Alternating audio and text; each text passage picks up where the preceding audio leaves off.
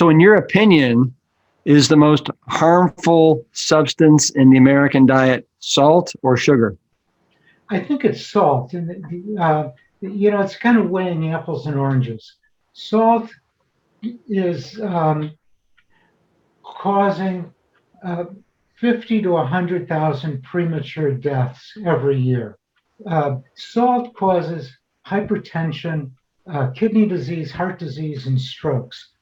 It's a pretty direct relationship. Whereas with sugar, um, a major problem is contributing to weight gain, particularly beverages. That's where the evidence is clearest. Season 3 of the Plant Strong podcast explores those Galileo moments where you seek to understand the real truth around your health and dare to see the world through a different lens. This season, we honor those courageous seekers who are paving the way for you and me. So grab your telescope, point it towards your future, and let's get plant strong together. Welcome to another episode of the Plant Strong podcast. I'm Rip Esselstyn. I have a few honest questions for you as we kick off today's episode. First, do you have a love affair with the salt shaker? Are you having trouble breaking yourself of the prepackaged food addiction? Do you have a ballpark guess for the recommended amount of sodium you should be consuming on a daily basis? What about the devastating consequences of too much salt in your diet? Don't be ashamed or alarmed with any of your answers if you just don't know, because it's not your fault. We all fall prey to marketing and the lure of salty foods. Trust me, that's one of the reasons why I'm here, to help cut through the BS and get straight to the research and the truth about sodium. My guest today is one of the preeminent scientists who has been fighting on the front lines in Washington, D.C., literally going to political battle for my health and yours for more than 50 years. Michael Jacobson is a rockstar researcher and the author of the recently released book, Salt Wars: The Battle Over the Biggest Killer in the American Diet. He is co-founder of the Center for Science and the Public Interest, which was developed in 1971 as a health advocacy group for food safety and nutrition. The CSPI may not sound familiar to you, but their work will. They are responsible for nutrition facts labeling on food products. They are also responsible for getting junk food out of schools and removing trans fat out of the food supply, just to name a few of their landmark efforts. Today, though, we talk all about our love affair with salt. Why has it become so prevalent in our diet? Much of it without us even realizing it. What are the impacts on our personal health? And most importantly, how can we ditch the desire for that extra dash at every single meal? Please welcome Michael Jacobson.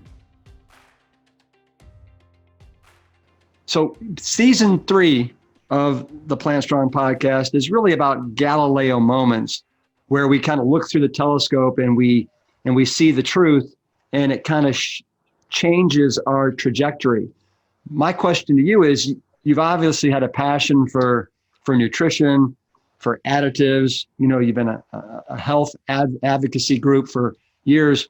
Why now Salt Wars?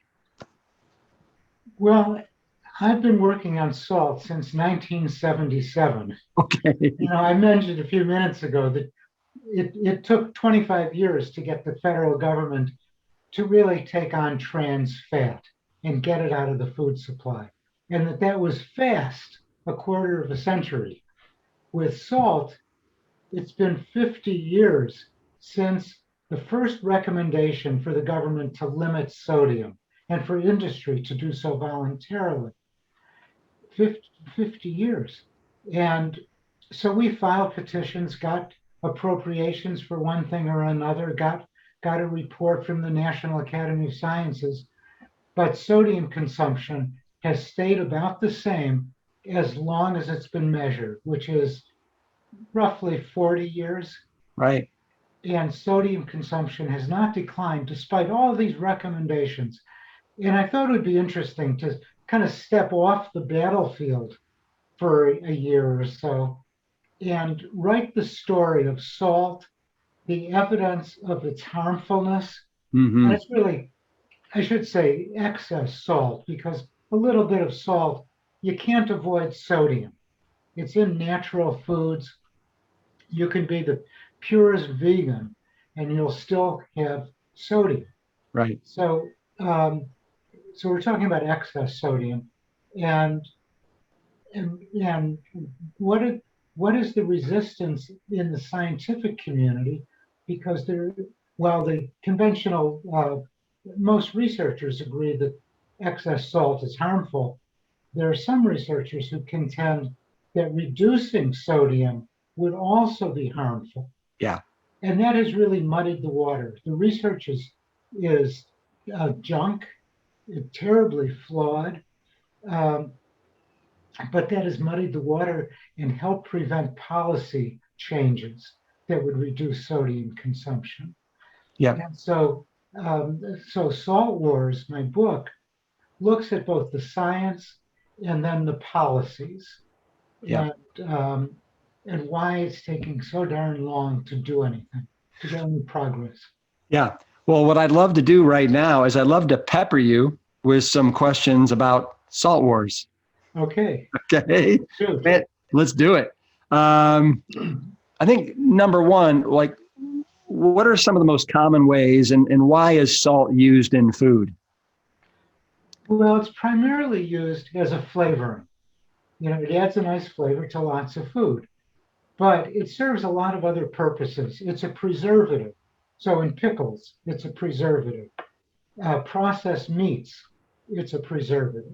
And that's a very important function. And if salt wasn't used, then we'd need some other substances to replace it or processes to replace it. In bread, it helps provide a good texture. Mm. When bread is made in a commercial bakery, salt helps it go through the machinery. Uh, so, so it's used for a variety of purposes. But companies are very often using more than is required. Yeah. So, what is the average consumption of salt/sodium by Americans on a daily basis? Okay, let me throw out some numbers here. Sure. Yeah. The average American is consuming around 3,400 milligrams a day. And that's roughly 1.5 teaspoons of salt, if it were all present in the form of salt. Yeah. 1.5 teaspoons. The recommendation is 1 teaspoon. So we're consuming 50% more. And a question is, how much do we need? Right. Some scientists have looked at a Paleolithic diet to try to understand what people ate kind of naturally tens of thousands of years ago. And it's probably 800 or 1,000 milligrams a day from meat and vegetables and nuts and seeds and fish. So 800 to 1,000, that's less than half of our recommended limit. Mm. And then there's some societies that, and now still some societies that exist in Africa, Asia, Latin America, where these are isolated tribes. They tend to be near vegetarian, and they consume something like 100 to 400 milligrams a day. You know, a tenth of our recommended limit. And they seem to be doing pretty well, and in some ways better than us. Right. Where high blood pressure is unknown, almost unknown in those societies. So that's the range. 100 milligrams at the lowest end, to Americans, 3,400 milligrams. And then in some societies, rural China, it might be 5,000 milligrams Wow. a day. Well, so is there, because I've always heard that the recommended minimum amount of sodium is like 500 milligrams. And you're saying it could be as low as 100? That's right. And, those numbers, 100, 500, they're totally unrealistic for Americans. Mm-hmm. Once especially Americans who eat packaged foods and go to restaurants. And it doesn't matter if you're a vegan, a vegetarian, an omnivore, you're going to get a lot of salt in all kinds of foods. And that's what makes it hard to deal with. It's not sugar. We get some Americans, on the whole, get about 40% of their added sugars, from beverages. Soda pop, a Starbucks beverage, adding a teaspoon to tea. So, but with salt, there's no food that gives 40%. It's distributed throughout the food supply. Bread is one of the largest sources. And it's not that bread is high in sodium, it's that people eat a fair amount of bread, breakfast, lunch, and dinner. Right. You want to throw in the pizza crust and so on. Yeah. And so bread is a major source of sodium. Right. So in your opinion, is the most harmful substance in the American diet salt or sugar? I think it's salt. And, it's kind of weighing apples and oranges. Salt is causing 50 to 100,000 premature deaths every year. 50 to 100,000. And that's trans fat was probably causing 50, 75,000 deaths a year. So pretty much in the league of salt, but now it's been banned. So that gets rid of that worry. Salt causes hypertension, kidney disease, heart disease, and strokes. It's a pretty direct relationship. Whereas with sugar, a major problem is contributing to weight gain, particularly beverages. That's where the evidence is clearest. And so Americans, with 2/3 of adults are obese or overweight or obese. It's crazy. And so what is the contribution of refined sugars to that? And it's really unclear how much of the obesity is related to added sugars. And then obesity contributes to heart attacks and hypertension, a wide variety of health problems. So again, it's a little hard to map the exact health consequences of added sugars, to death and disease. Clearly, people who are consuming a lot of sugar are putting themselves at great risk. But when I look at some of the numbers and other scientific evidence, I think salt is clearly the winner in terms of causing deaths. And I think in 2 years ago, the commissioner of the FDA said limiting sodium is the single most important nutrition issue in front of the FDA. And frankly, it shouldn't be all that hard to deal with, except politically it is. Right. Every company adds salt to its foods, and no company wants to jeopardize its sales by detracting from the taste of its foods. Right. And I want to talk about that in just a sec, but I'd love for you to just, again, so you're saying that salt is probably the major culprit as far as the number of deaths that it is having an impact on when it comes to hypertension, stroke, and heart disease? That's right. Yeah. And throw in some kidney disease while you're at it. Got it. Got it. And so, yes, I mean, we have all these food companies, and it's crazy. I mean, you look, and the amount of sodium that they have, in soup, in veggie stocks, in broths, and it's in everything. And in your book, Salt Wars, you have some really spectacular charts that show some of the packaged and boxed and canned foods in the grocery store shelves and how much sodium they have. Maybe if you can remember any, I'd love for you to share some. And then also, likewise, you also have some really great information on how much sodium is in some of these restaurant meals, like at TGIF Fridays or things like that. It will just it would make salt come out of your ears. That's right. So keep in mind, 2,300 milligrams is the recommended limit. No more than 23 milligrams. In a can of Campbell's chicken noodle soup, you get 2,100 milligrams. And a lot of people eat the whole can. Yeah. A frozen dinner like ConAgra's Banquet Mega Bowl, Buffalo style chicken mac and cheese, 2,100 milligrams. Yeah. So almost a whole day's worth. But if you want to really choke on the salt, go to a restaurant. You can get, I have this chart of salt bombs at restaurants.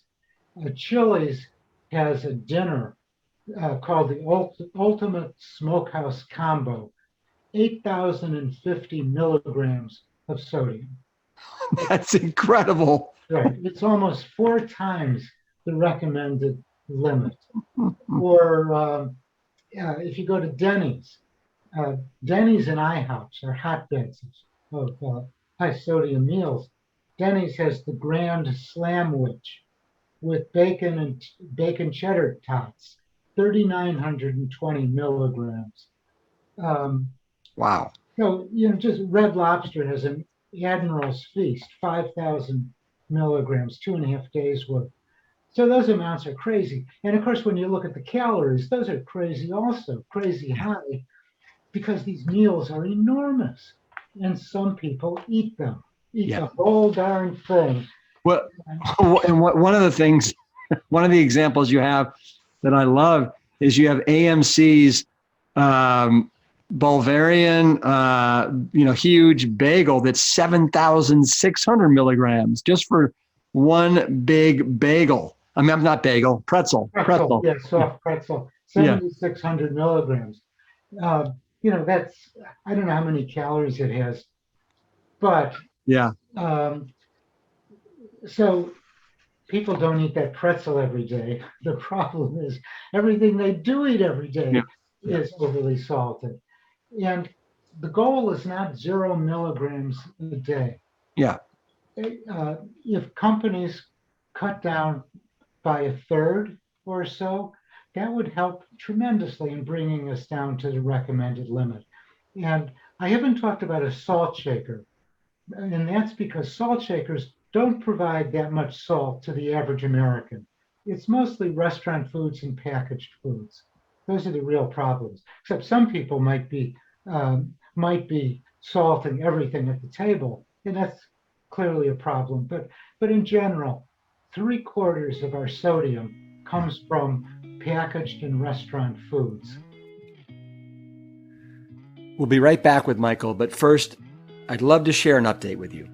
We are really pleased to announce the return of our in-person retreats for October 2021. We'll be hosting a 6-day escape to Sedona, Arizona, with our whole team, and you're invited to join us. This magical venue is the most powerful setting for transformation to take place, and due to its remote location and outdoor spaces, it's the perfect place to escape the pandemic. We do have COVID protocols in place, of course, and we've just announced all the details. So just visit plantstrong.com today to learn more. And if you're interested, register to join us this fall from October 11th to October 16th. I can't wait to meet you. Okay, let's get back to my conversation with Michael Jacobson. Yeah, you have a great chart in the book, and it shows where the sodium is coming from in the American diet. And yeah, like you said, 75% is coming from the packaged goods. About 5% is coming from the salt shaker. Another 6% when you cook with the salt. And then I think it's important for people to know that maybe 8 to 10% is just coming. It's naturally occurring sodium that's in the food, like That's in right. the potatoes or the carrots or the celery or the spinach, right? Yeah, or the seafood or Yeah. the, Yep. the meat. There's always some sodium present, and that's why these isolated tribes have been able to survive. You need sodium, and they get it from their nuts and berries, and sometimes seafood, an occasional rabbit, maybe. Right, right. Um, uh, um, so one interesting thing to do is to go to the store and look at almost any section, soups, salad dressings, hot dogs, and look at different brands of essentially the same product. And you typically will find quite a range of sodium levels. One food might have 25 or 50% more sodium than a different brand of the same food. Mm. And then if you look for not exactly the same food, not so Italian dressings. Don't look at that. But look at, here's an example, Swiss cheese. You can find slight differences between brands, but big differences when you compare Swiss cheese to cheddar cheese or American cheese, to pick the saltiest or almost the saltiest of cheeses. So just making uh, a relatively small switch from American cheese to Swiss cheese, you save a lot of sodium. Yeah. And you can go to look at the soups, and you can find some brands that have 300 milligrams per serving. Most have 800 milligrams. Yeah. And one trick that companies, and so there are a lot of tricks to reducing sodium. One trick is to use potassium chloride to replace sodium chloride. Mm-hmm. Potassium is an antidote to sodium. Potassium helps lower blood pressure in people who have high blood pressure, and it's slightly salty. So companies can use potassium chloride to replace some of the sodium chloride.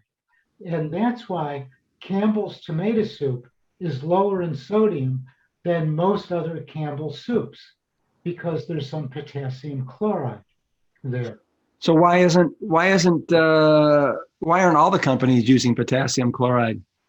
Well, one reason is that potassium chloride has a bad reputation for two reasons. One is, on its own, it can taste extremely bitter. Mm. But when it's mixed with food and sodium chloride, then there's no problem with bitterness. And the second reason is people perceive potassium chloride as a chemical. God forbid we should be eating chemicals. But of course, every food is just a bunch of chemicals. So companies, with clean labels, companies have been trying to get rid of food additives. And so many companies have feared putting potassium chloride in their foods and on the labels. But it sounds like Campbell Soup hasn't had any problem selling tomato soup. Right. And I think we're going to see much more of it, especially because last December, the Food and Drug Administration allowed companies to say potassium salt, not potassium chloride. Mm. And that sounds a lot more appetizing. Yeah. So that's one trick, but a lot of companies could simply use less salt. Right. That's the tricks. Yeah. But there are other tricks. So some of the cracker makers only salt one side of the cracker, and that maybe cuts down 50%. Right. And we see a fair number of of reduced sodium foods like tortilla chips or potato chips, peanuts. It's easy to get the full sodium, but low sodium or reduced sodium are perfectly fine. Well, and the reason why you can be so effective at reducing the sodium with potato chips, crackers, and chips is because just a little bit of sodium salt on the outside, it hits all those taste receptors on your tongue, and it feels like there's a lot when in fact there isn't. Unlike bread, where it's baked in there and you can't hardly notice it. Another comment I want to make, because you mentioned cheese there, and of course this is the Plant Strong podcast where we're trying to stop worshiping at the Church of Cheeses 7 days a week. So I'm hoping the listeners there are staying away from the Swiss and the cheddar cheeses and all that sodium and all that fat. Well, I haven't looked at vegan cheeses. Yeah. And I have no idea how much sodium is in them, but it'd be fun to look at. Yeah. I'm sure it's a shocker. I'm sure it's not pretty. Yeah. So now the political battle is, let me go back 10 years. Sure. In 2010, the National Academy of Sciences told the Food and Drug Administration that there was no progress in reducing sodium during the years when the FDA was encouraging voluntary action. The National Academy of Sciences recommended mandatory limits on sodium in different food categories. It took 6 years for the FDA to come out with voluntary, not mandatory, voluntary limits on sodium. That was 4.5 years ago. The FDA never finalized those proposed guidelines. If all companies adhered to those guidelines, that would bring sodium consumption down to the recommended 2,300 milligrams a day. So now the challenge to the Biden administration is to finalize those voluntary guidelines and see how they work. The FDA, those guidelines had a 2-year, goal and then a 10-year final goal. 10 years crazy, crazy to wait 10 years. But the FDA needs to finalize at least the 2-year goals and then see what kind of progress has been made. If not enough progress was made, then the FDA should institute some mandatory limits. Because every year we're losing 50 to 100,000 people prematurely, totally unnecessarily. Yeah. Well, if it's just voluntary, I mean, how many companies are going to abide by a voluntary mandate? I mean, don't you think it has to be made mandatory? Yeah, it probably does. Though Britain adopted some voluntary guidelines back around 2005, and they pushed them real hard. They had a public education campaign using paid media advertising, very clever ads that made sure people knew about sodium, its harms, and to read labels. Was that with Sid the Slug? Sid the Slug, that's right. Sprinkle salt on a slug, and I haven't tried it, but I suppose it dies. But and the second thing was to beat up on the food industry, sometimes publicly, more generally privately. And Britain found a 10 to 15% reduction in sodium consumption in 6 years. Huh. And remember, the goal is not 100%.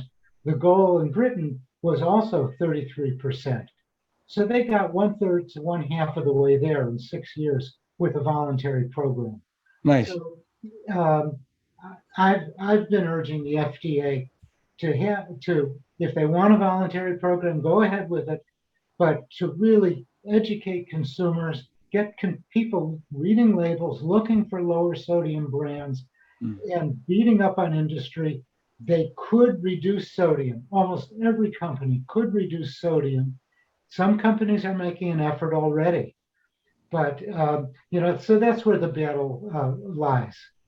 Do you know what is it about salt that enhances the flavor of everything that it's in? Well, I think it's really biological that our Uh-huh. tongue was evolved to look for salty foods. As humans developed, hundreds of thousands of years ago, sodium was a rare, or salt was a rare commodity, and sodium was pretty unusual.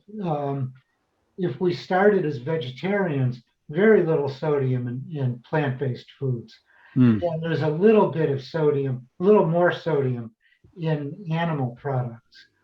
And so a preference for sodium was evolution's way of encouraging us to chow down on salty foods.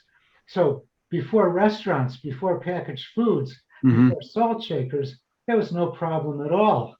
Right. But now our tongue is overpowering our brain, and we go for those salty pretzels and frozen dinners and soups, and they taste good, but it's it's pretty easy to get accustomed to less salty foods. And if you go on a lower salt diet for a month or 2 months, you pretty much cure yourself of the desire for real salty foods. Yeah, big time. I have found that, I've been on a I mean, just because of the way I eat, a lot of whole plant-based foods, a minimal amount of processed, packaged plant-based foods, that my palate has become so discerning with salt. And if I have a typical like commercialized soup or something like that, it is almost unpalatable to me at this point, which I'm pretty happy with. Yeah, most people find that they don't miss it really, Yeah. and Yeah. so but there's things like soy sauce, of course, are loaded with salt. Yeah. And a lot of vegans will add seasonings to their food. Yes. God forbid they use a salt shaker. uh, you know, one uh, one thing that could help is that every supermarket sells light salt. Mm. Morton makes light salt, and some other companies do, and that has 50% less sodium per teaspoon than regular salt. Ah. And that's what I use as my general salt. When a recipe calls for salt, first thing I do is if they say 1 teaspoon, I think, okay, I'll try half a teaspoon. And then I'll use light salt, and that really brings the sodium down quite considerably. Oh, that's a smart little tip. I didn't even know there was light salt out there. And we shouldn't trick ourselves. A lot of vegans and vegetarians love to flaunt the sea salt. Yeah. And sea salt is really no better than regular salt. It might have a teeny bit more flavor, but the laboratory tests I've seen say that they really don't. And sea salt typically has as much sodium as regular salt.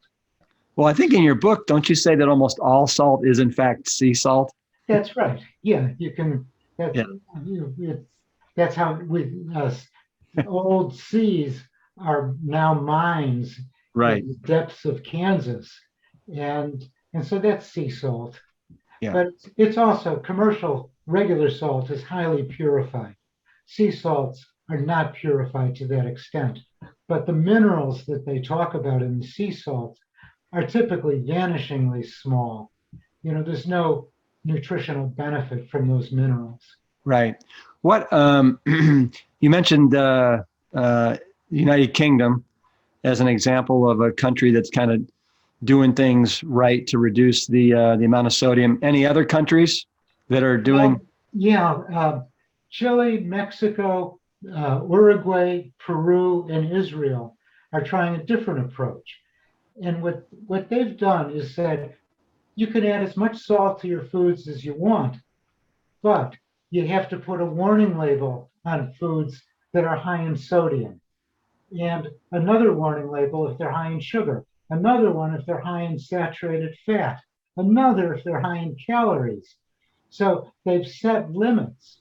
And any food that has more than so much sodium, so much sugar, has to have a warning label. Wow. And they've seen some really dramatic reductions in sodium. I don't know about those other nutrients, but at least sodium, they've seen some real reductions. Chile was the first country to do that. Canada was considering it, and then I think pressure from industry stopped them. But that would be another approach, not as effective as a mandatory limit, but it's an interesting approach. So to those countries that did the warning labels, was that a mandatory? Yeah, that's Okay. mandatory. Yeah, and Israel, in a way, went one better, and they defined a good food symbol that companies could use if their food is really healthy. Mm-hmm. You in the book, you have a whole chapter on the activities of the SALT Institute that has since disbanded. That's right. Which is very, very interesting because it was founded in 1914 and they disbanded for whatever reason. Maybe you'd like to talk about that. But one of the things that I found that was fascinating is that only 3% of salt that's out there in the world goes to food, and the remainder goes to the roads and other uses. Yeah. Well, it's interesting. Trade associations never die. And, they're always around to cause trouble. But the SALT Institute is the Association of Salt Manufacturers. And so it's Morton, Cargill, and a few other companies. And I asked the former head of the SALT Institute why they care so much about table salt. Yeah. It's only 3% of all salt. And he said, look, they care about every product they make. Every product is a profit center. And so they're going to defend every product. And so they've been a perpetual source of pro-salt propaganda for decades. They will target anyone who dares to criticize salt or salty foods, and they lobbied the government. They publish reports and books and videos, kind of a full service trade association. But amazingly, a year ago, they died. And they went out of business. I wasn't able to find out why they went out of business. The board members wouldn't return my phone calls, but it could be that the food industry and the salt manufacturers have seen the writing on the wall. The World Health Organization, the American Heart Association, the Department of Agriculture, the National Academy of Sciences all say to cut down on salt. And there's pressure overseas in Britain, Latin America, and other countries to reduce salt. And I think the industry knows that the low sodium movement is coming to the United States. Voluntarily, mandatorily, whatever, but it's coming. And they might have just decided to stop wasting their money on this trade association that became just kind of buffoons, where they're defending the indefensible. Right. So good riddance. Right. Well, Michael, you seem like you're a bit of a gentle tiger, and you're kind of fearless. Do you find that that's something that, have you always been like that? Or is that just something where you're trying to basically go for the truth and make things right and be a health advocate for basically, the public interest? Do you feel like you're a tough guy? Well, when I started 50 years ago, I was rowdier, shall we say. Really accusing the food industry of producing nothing but junk food and I wouldn't get much argument. So I used a fair amount of rhetoric. Mm. But in a way, I've toned down partly because the food supply, has gotten much more diverse. Things are more complicated. Vegans barely existed 50 years ago.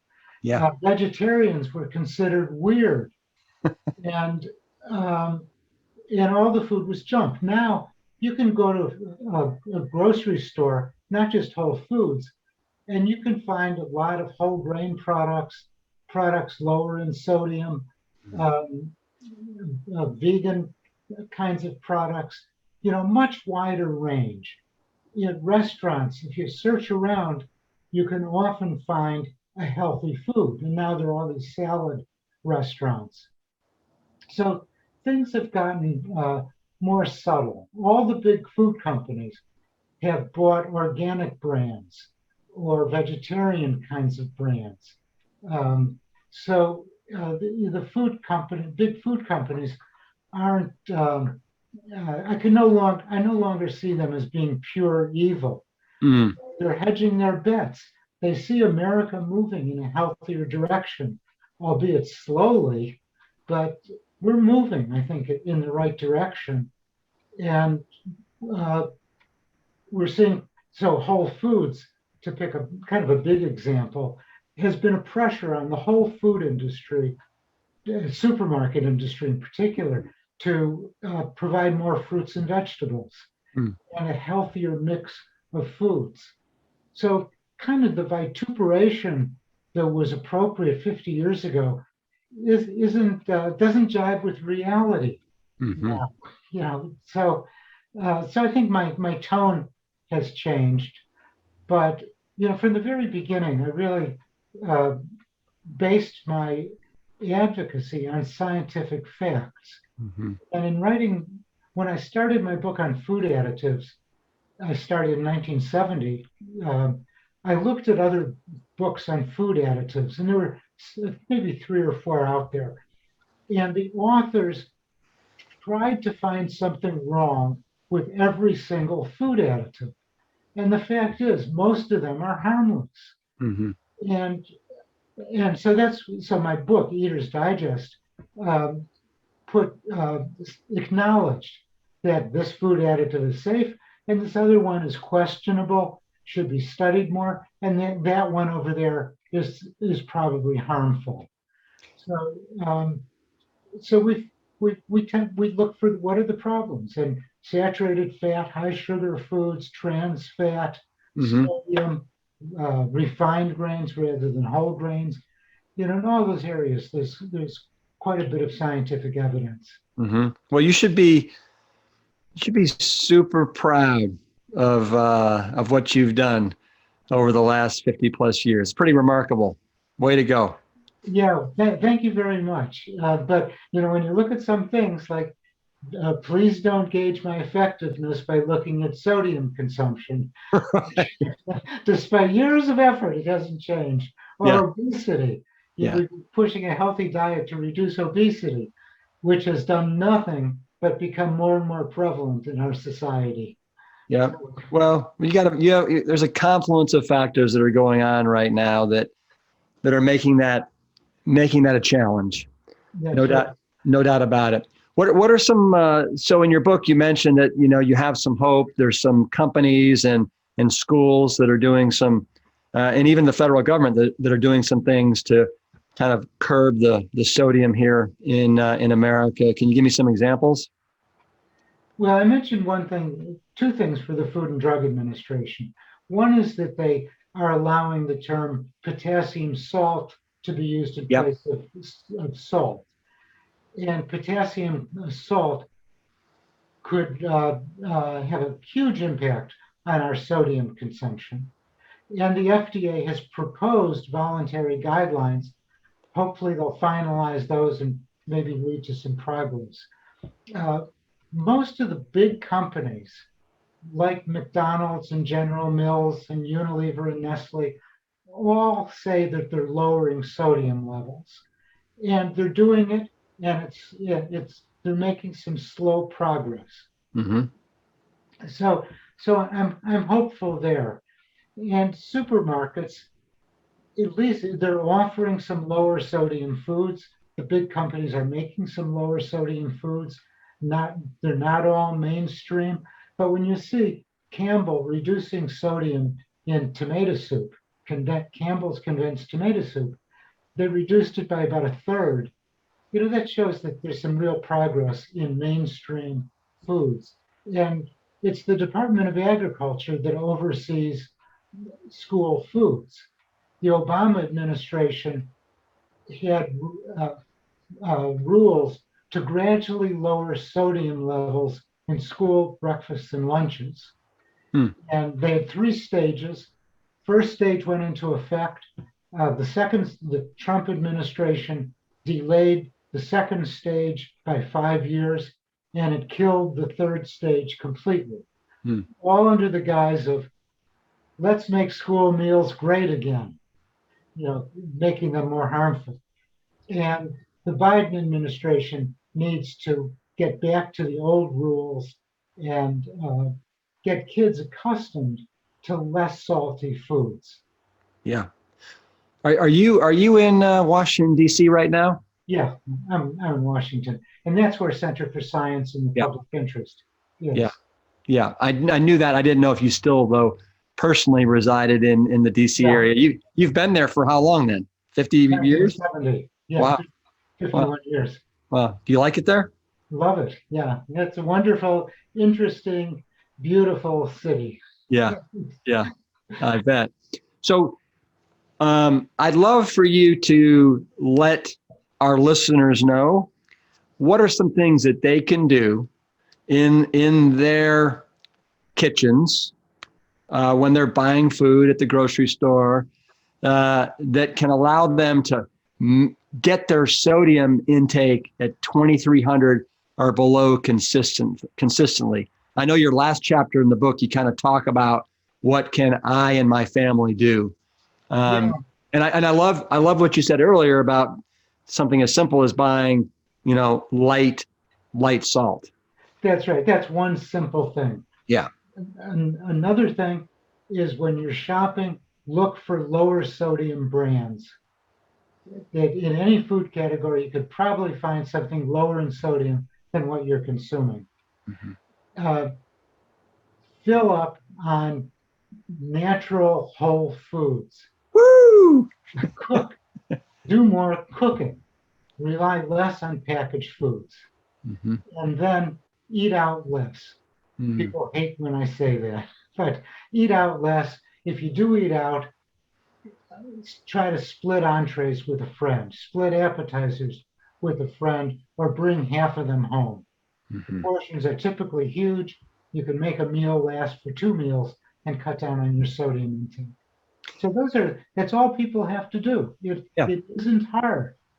No, those are simple, very effective action steps that everybody should take. One of our guidelines when it comes to reading package labels is we want to keep the milligrams of sodium in a 1-to-1 ratio with the number of calories per serving. And then that usually is a good indicator that you're not going to OD on the packaged sodium that's in that product. Yeah, that's a good guideline. I use that in my book. Roughly a 1-to-1 ratio. Yeah. If you get to 2-to-1, that's a real problem. But 3-to-1, no problem. Well, what's interesting, this you've done a phenomenal job with this book. It is so comprehensive. I think you've got 11 or 12 chapters, and each one is just really, it's fascinating. The work and the research that you put into putting together this book, Salt Wars, and I commend you on it. Nicely done, Michael. Thank you very much, Rip. Thank you very much for having me on the podcast. Oh, listen, my pleasure. And I wish I would have had you several years ago. But as soon as I saw Salt Wars, and do you have it right there in front of you? Can you show it to people? Salt Wars, the battle over the biggest killer in the American diet. There it is. And we'll be sure to put a link in our show notes for people that want to get that. Yeah, Thank you so absolutely. much. Oh, my pleasure. Hey, Michael, huge congrats on everything you've done in your career. I love the fact that you're just keeping on. And my mother and father wanted me to tell you hello, and they wish you all the best. Oh, great. Thanks so much. Yeah. Okay. Take care. Eats, Engine 2, keep it plant strong. Bye-bye. Simply put, Michael Jacobson is a warrior. And even though change doesn't always happen as quickly as we would like, we have people like Michael to thank for initiating big change in the first place. The needle is moving in the right direction. For more information on his book, Salt Wars, and other episode resources, visit plantstrongpodcast.com. Thank you for listening to the Plant Strong Podcast.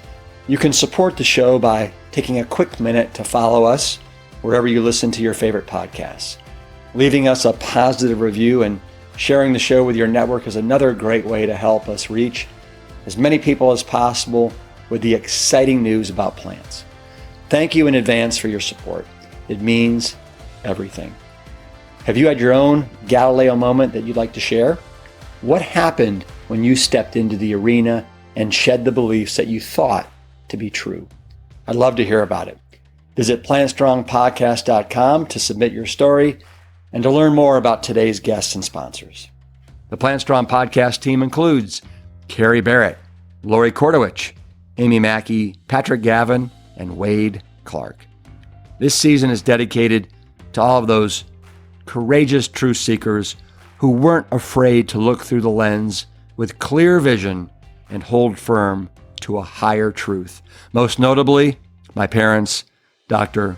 Caldwell B. Esselstyn Jr. and Ann Cryle Esselstyn. Thanks for listening.